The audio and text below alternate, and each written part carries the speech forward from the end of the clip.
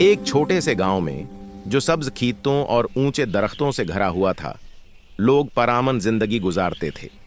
गांव का नाम था सब्जपुर।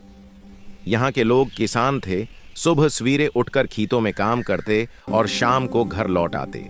गांव में एक छोटा सा तालाब था जहां बच्चे खेलते, औरतें कपड़े धोते और मर्द मवेशियों को पानी पिलाते। सब कुछ ठीक चल रहा था जब तक कि एक दिन अचानक अफरातफरी न फैल गई। ये एक धूप वाला दिन था। गांव की मरकजी गली में एक बूढ़ा किसान जो उमूमन चुपचाप रहता था, अचानक चीखा, सांप, बहुत बड़ा सांप। लोगों ने पलटकर देखा तो एक लंबा काला कोबरा सांप गली के बीच में फनकारता हुआ आ रहा था। इसका फन उठा हुआ था और आंखें खतरनाक चमक रही थीं।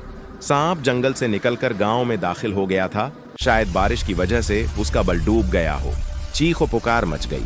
औरतें अपने बच्चों को उठाकर घरों में भागें।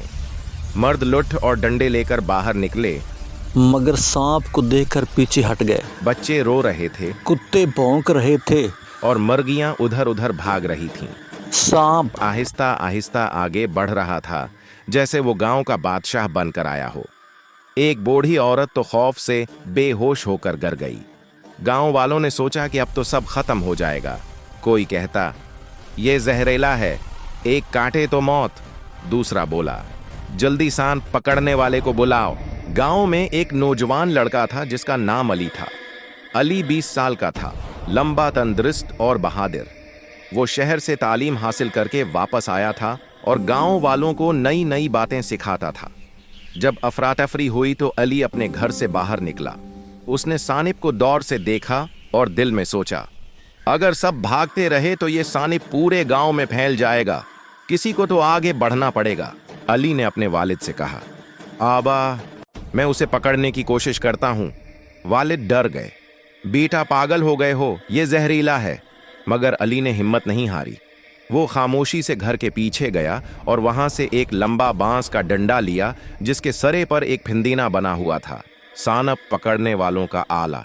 अली को शहर में एक बार सांप पकड़ने वाले से ये तरीका सीखा था। गांव वाले छिप कर देख रहे थे। सांप अब मरकजी चौक में पहुंच चुका था। अली आहिस्ता आहिस्ता करीब आया। उसका दिल जोर जोर से धड़क रहा था, मगर वो रके नहीं। सांप ने अली को देखा और फनकारा, फन को और ज्यादा फैला दिया। अली ने एक गहरी सांस ली और डंडे को आगे बढ़ाया।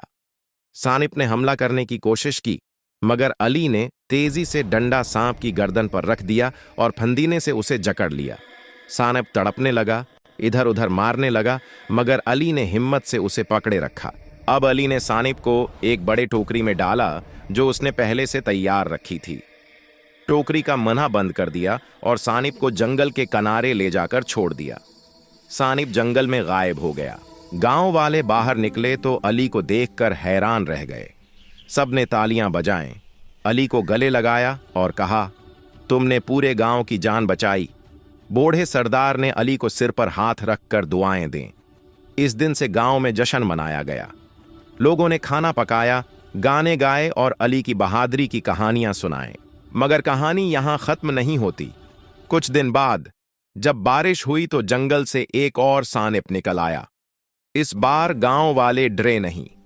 अली ने सबको इकट्ठा किया और कहा, सांप भी अल्लाह की मखलूक है। वो हमें नुकसान नहीं पहुंचाता जब तक हम उसे तंग न करें, मगर अगर आ जाए तो सांप को कभी भी तंग मत करें और उसे जाने दें। जिधर भी जाए जाने दें, क्योंकि जब आप सांप को तंग करेंगे तो फिर वो रात को आपके घर आ सकता है और आपको डंग मार सकता है। इसलिए मेरी दरख्वास्त है कि कभी भी किसी शय को ऐसे नहीं छेड़ना चाहिए। इसलिए हमने ये स्टोरी आपको समझाने के लिए बनाई है। अगर बड़ी पसंद है तो हमारे चैनल को सब्सक्राइब